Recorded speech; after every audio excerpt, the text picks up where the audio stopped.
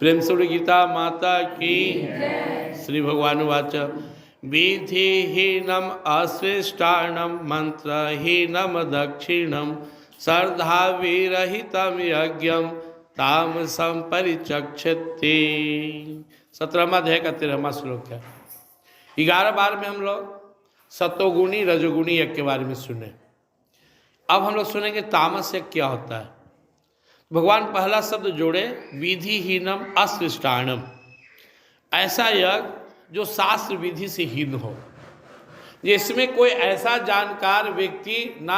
अब हम यह करने जा रहे हैं, हम कोई भी काम करते हैं तो क्या करते हैं, किसी न किसी का डायरेक्शन लेते हैं, लेकिन जहाँ कोई बताने वाला ही नहीं कि कर्म कैसे हो। विधिहीनम और क्या है, अश्रेष्ठाणम, जिसमें किसी प्रकार का कोई अन्नदान न हो। यज्ञ के समापन में अन्नदान होना ही चाहिए। क्यों? क्योंकि आप भी पूजा पाठ कर रहे हैं तो शुद्ध पवित्र भाव से है या उपवास में है, लोग भी आशा से है। भगवान को जो समर्पित किया गया वो भगवान का जो जूठन है वो जाना चाहिए भगवान के भक्तों में, श्रद्धालुओं में। जैसे आप किसी टीबी के मरीज का जूठा खाएंगे तो आपको टीबी हो जाएगा, और रोग है आप खाइए उसका जूठा तो हो जाएगा। तो जो प्रसाद भगवान को समर्पित किया गया, जिसको भगवान जूठा किए, वो जूठा प्रसाद भक्त खाएगा, श्रद्धालु खाएंगे तो उनमें भक्ति आएगी। इसलिए किसी भी प्रकार के पूजा पाठ यज्ञ के बाद प्रसाद का वितरण होता है, चाहे वो तुलसी दल ही क्यों ना हो। लेकिन ऐसा यज्ञ जिसमें कोई विधि नहीं, जिसमें किसी प्रकार का प्रसाद का वितरण नहीं, मंत्रहीन, जिसमें किसी जानकार के द्वारा किसी मंत्र का उच्चारण नहीं, दक्षिणा, पूजा पाठ होला के बाद बाबा चले गए, महात्मा चले गए, ऐसे ही रुसकर नाराज होकर झगड़ा कर उनको दक्षिणा नहीं मिला। श्रद्धा विरहितम यज्ञम तामसम परिचक्षते, और न करने कराने वाला में किसी प्रकार का श्रद्धा हो और ना ही उसको कोई परमात्मा की प्राप्ति का भाव हो। यह करने का उद्देश्य क्या था? पहला में आपने क्या सुना, नियम से हो, विधि विधान के साथ हो, बढ़िया जानकार मंत्र के ज्ञाता पुरोहित के निर्देशन में हो, जो यज्ञ में बैठने वाला यजमान उनमें श्रद्धा हो, अंत में दान दक्षिणा हो, प्रसाद वितरण हो, शांति के साथ हो, भाव के साथ हो। लेकिन यह जो यज्ञ अभी आप हम लोग लास्ट तमोगुणी जो आज के डेट में जनरली वही हो रहा है। अब आप जो है पुरोहित जी, पंडित जी आपके अनुसार चलते हैं कि बाबा आधा घंटा का हो, 1 घंटा का हो, बाबा ये वाला हटा दीजिए, ये वाला जोड़ लीजिए, ये पूजा कर लीजिए, वही हो जाते हैं। जो नियम है उसका पालन होना चाहिए कि नहीं होना चाहिए? तो विधि विधान अगर हट गया तो फिर बचा क्या? किसी भी यज्ञ की सबसे बड़ी ताकत क्या है? उसका मंत्र का उच्चारण। जो यज्ञ पूजा में सबसे ज़्यादा लाभ करने वाला है, जो अनहोनी को भी होनी कर देने वाला हो, जो हमारे जीवन में सात्विकता भरने वाला हो, हमारे जीवन के अमंगल को नाश करने वाला हो, वह मंत्र ही तो है। और मंत्र का उच्चारण ही शुद्ध नहीं हुआ, वो विधि विधान ही तो है। विधि विधान का मतलब क्या होता है? हमने पहले चर्चा किया उसमें कि आप मंदिर में, हम लोग सत्संग में बैठे हुए थे, यहाँ किसी अलग से मूर्ति का मंदिर बनाने की आवश्यकता नहीं है, यहाँ है। लेकिन कोई पूजा पाठ घर में कर रहा है तो लोग वहाँ एक माहौल बनाते हैं, एक टेबल लाते हैं, भगवान का मूर्ति बैठाते हैं, सजाते हैं, मंदिर बना के या मंदिर वाला माहौल बनाते हैं। तो जहाँ पे न कोई विधि, न विधान, न कोई अन्नदान, न मंत्र का सही उच्चारण, न ही जानकार पुरोहित है, और पुरोहित हैं तो उनको दक्षिणा नहीं मिला तो संतुष्टि नहीं हुआ, नाराज होके गए। जहाँ किसी प्रकार की कोई श्रद्धा नहीं था, बस हो जाए नाम कमाने के लिए या दुनिया को दिखाने के लिए, इस तरह जो किया गया, ऐसा बिना नियम कानून के, बिना श्रद्धा के, बिना मंत्र के जो यज्ञ है वो तमोगुणी है। और फल आप समझ सकते, अच्छा तो नहीं मिलेगा। नाराज होकर पंडित जी गए तो हो सकता है दुखी होके गए, शराबते गए, लोग खड़ा रह गया, लोग गाली देगा कि हम इतना पैसा भी दिया, हमको कोई प्रसाद तक नहीं दिया। अहंकार वो हो गया आपका वाला कि देखो हम इतना बड़ा करा दिए। तो हमें यज्ञ छोटा या बड़ा हो, मूल विषय पर आइए। तीनों यज्ञ हम लोग सुने। जो सात्विक यज्ञ है वो नियम कानून के साथ था, विधि विधान से था, प्रेम से था। रजोगुणी में कुछ नियम था लेकिन अहंकार ज़्यादा है, दिखावा है और कामना है। और तमोगुणी में तो नियम भी नहीं है, हमारी भावना ही भगवान देखते हैं। एक बार गीता हटवा के पास एक व्यक्ति गया, गृहस्थ साधारण गांव के, बोले बाबा हमको यज्ञ करने का बहुत इच्छा है। करो, तो हमसे होगा, हमको सामर्थ्य नहीं है। बोले मिल के करो। तो बाबा हमको कोई सपोर्ट करेगा नहीं करेगा। बोले तो क्या चाहते हो? तो हम फिर भी यज्ञ करना चाहते हैं। कितना पैसा खर्च करना चाहते हो? बाबा जेब में 10 रुपया है। बोले 10 रुपया के यज्ञ चाहते हो? बोले हाँ करो, तो बढ़िया यज्ञ हो सकता है। बोले ठीक है, ऐसा करो, तुम जाओ 2 रुपया के कपूर ले आओ, 5 रुपया के घी ले आओ, 1 रुपया के धूप ले लो, 2 रुपया के आओ अच्छे चंदन लेके आओ। आ गए। बोले मंत्र बोल रहे हवन करो, और थोड़ा सा घी पूजा के बाद बच्चा वहाँ भंडारा चल रहा था। बोले उस खिचड़ी में मिला दो, हो गया तुम्हारा यज्ञ। बोले बाबा इसका फल? बोले इसका फल अगर तुम भगवान की प्रसन्नता के लिए करो तो वही फल मिलेगा जो बड़े यज्ञ का होता है। अब 10-5 रुपया में भी यज्ञ हो गया, हवन हो गया, और दूसरे को सबके अंदर वो घी के रूप में प्रसाद वितरण हो गया। अब अर्जुन भगवान से ये सब सुनने के बाद, आप 10वां अध्याय सुने हैं, जब भगवान यज्ञ का वर्णन करने लगे 3रे अध्याय में, 4थे अध्याय में और जगह जगह, तो अर्जुन के मन में आया कि भगवान यज्ञ करने का हमको भी शौक है, हम कैसे करेंगे? हम 18 दिन के बाद वापस आएंगे, अंग सही रहेगा, बचेंगे नहीं बचेंगे, युद्ध होगा, लेकिन शौक है कि हम यज्ञ करें। भगवान बोले कि एक ऐसा यज्ञ है जो हर व्यक्ति कर सकता है, हर समय कर सकता है। ऐसा क्या है बता दीजिए। भगवान ने 10वां अध्याय में क्या कहा? यज्ञाणाम जप यज्ञो अस्मि। सारी यज्ञों में सबसे श्रेष्ठ यज्ञ है भगवान का नाम जपना। आप कहीं भी हैं, घर में है, बाहर में है, मंदिर में है, देवालय में है, शौचालय में है, सुख में है, दुख में है, भाव में है, अभाव में है, नाराज है, खुश है, भगवान का नाम ले रहे हैं तो यज्ञ चल रहा है। यज्ञाणाम जप यज्ञो अस्मि। आज कलयुग तो यही मेन है। कलयुग केवल नाम आधारा, सुमिर सुमिर नर उतर ही पा रहा। तो समय के अनुसार करना है। कहीं यज्ञ होता है, मुझे खबर मिलता है तो मैं प्रयास करता हूँ जाऊँ, वहाँ भाव देखता हूँ तो कुछ गीता भी सुनाया, नहीं तो अपना गया प्रणाम के चलाया। क्योंकि मुझे पता है हमारे गुरु ने, हमारे परम पूज्य गुरुदेव गीता हटवा जो हमें यज्ञ बताया, बोले हर सांस में नाम जपना महायज्ञ है। सांस लिए रा, छोड़ने में धा, धा रा धा रा धा यज्ञ है। सांस लेने में ओ, छोड़ने में माँ ओ माँ महायज्ञ है। राम जप रहे, हर सांस में राम जप रहे। श्वास श्वास में नाम जपे, श्वासा खा न जाए, ना जाने श्वास का गति कब आवन रुक जाए। आपके श्वास, हर श्वास में यज्ञ हो सकता है, हर श्वास में भगवान का नाम लीजिए। लेकिन समाज है, अब हम नाम जपेंगे श्वास में तो आपको पड़ोसी को क्या लाभ होगा? बगल में तो सकता कुछ अनुभूति हो, लेकिन पूरे मसौड़ी और मोहल्ले को क्या लाभ होगा? तो कभी कभी सामाजिक यज्ञ होना चाहिए, आयोजन होना चाहिए, जिसमें संत महात्मा आए, कथा हो, हवन हो, लोग को मौका मिले। अब यज्ञ का प्रकार होना चाहिए, बड़ा यज्ञ है तो ऐसा जगह पर हो जहाँ ज़्यादा लोग आए। ऐसा ना हो कि यज्ञ में धक्का धुक्की हो, घायल हो जाए लोग। और एक यज्ञ है जो घर में होता है रोज, भोजन यज्ञ, यह भी यज्ञ ही है।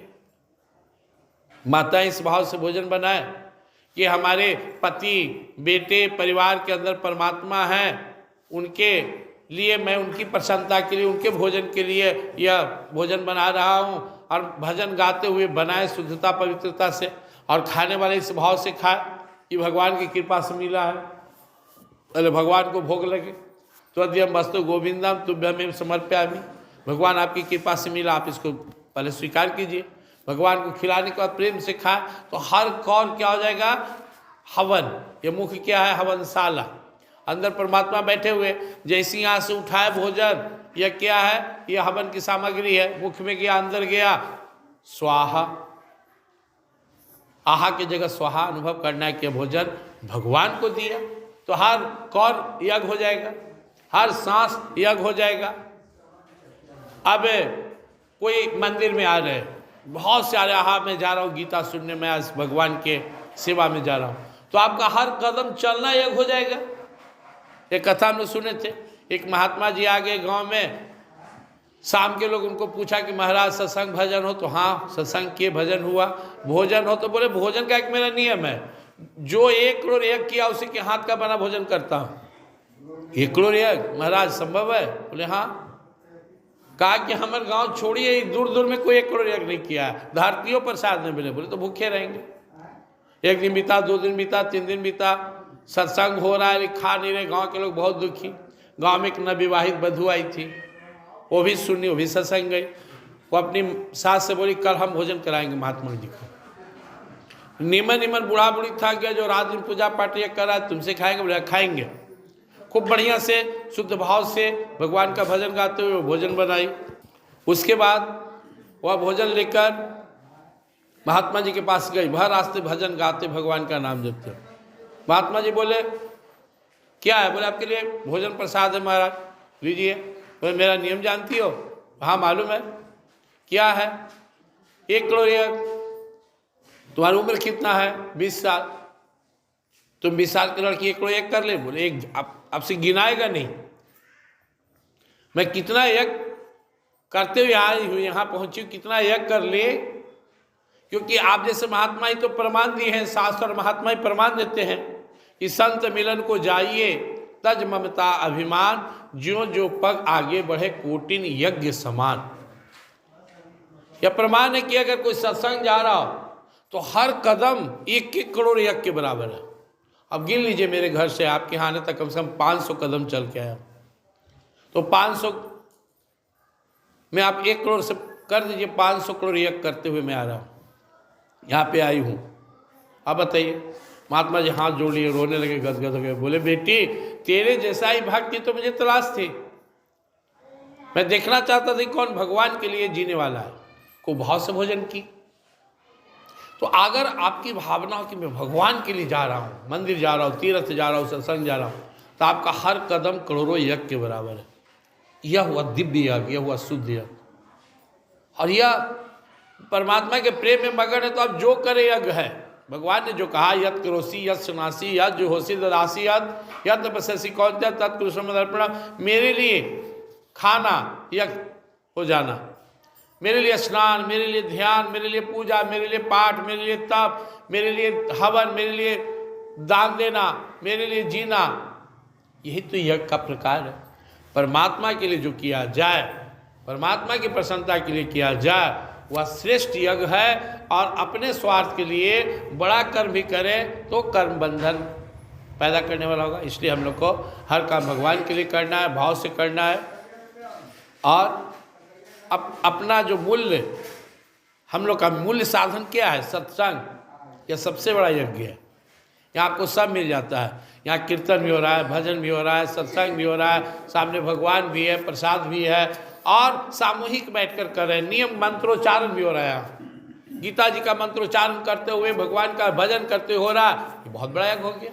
तो आप सत्संग को अपना मूल यज्ञ का रूप देते हुए सत्संग में लगे रहिए। और सत्संग में भी दिखावा ना हो, सत्संग में कोई हिंसा ना हो, सत्संग थोड़ा नियम से आइए, प्रेम से आइए, कोई द्वेष लेकर ना आइए, किसी के प्रति मोह मत बढ़ाइए। एकदम निष्काम भाव से, निर्विकार भाव से भगवान की प्रसन्नता के लिए आइए। यह सबसे बड़ा यज्ञ का स्थान है, सबसे बड़ा यज्ञ हम लोग सत्संग कर रहे हैं। यह आपको इस संसार सागर से निकाल देगा। प्रेम सुनो वृंदावन बिहारी गीता माता की श्री राम जय राम, जय जय राम, श्री राम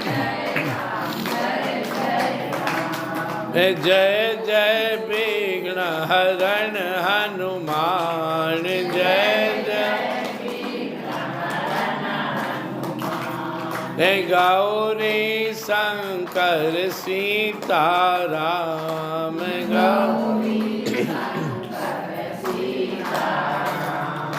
सीताराम जय सीताराम, सीताराम राधे श्याम जय राधे श्याम, राधे राधे श्याम जय राधे श्याम, प्रेम से वृंदावन बिहारी लाल। मैं शरीर नहीं हूँ, इसमें रहने वाला दिव्य आत्मा हूँ। मैं आनंदमय हूँ, शांति में हूँ, अजर हूँ, अमर हूँ, शाश्वत हूँ, सनातन हूँ, सचेतन हूँ, अविनाशी हूँ, सुख राशि हूँ, घट घट वासी हूँ और शिव परमात्मा का। त्वमेव माता च पिता त्वमेव बन्धु च सखा त्वमेव विद्या द्रविणं त्वमेव सर्वं मम देव त्वमेव सर्वं मम देव।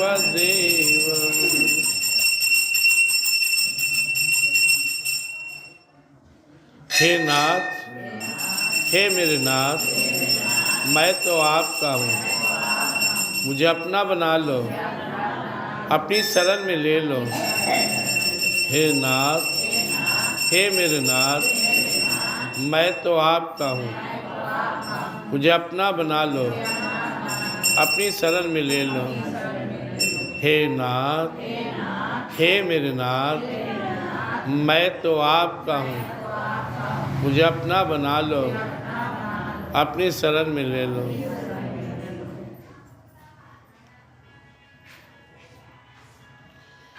प्रेम सूर्य गीता माता की, श्री राधा माधव की, श्याम रामचंद्र की, महापति महादेव की, वंशुत हनुमान की, आदि शक्ति माँ जगदम्बे की, सभी संतों भक्तों की, सभी सद्ग्रंथों की, सभी देवी देवताओं की, भगवान के शिव अवतारों की, सभी दिव्य लीलाओं की, सभी दिव्य धामों की, सत्संग स्थान की, सत सनातन धर्म की। हर हर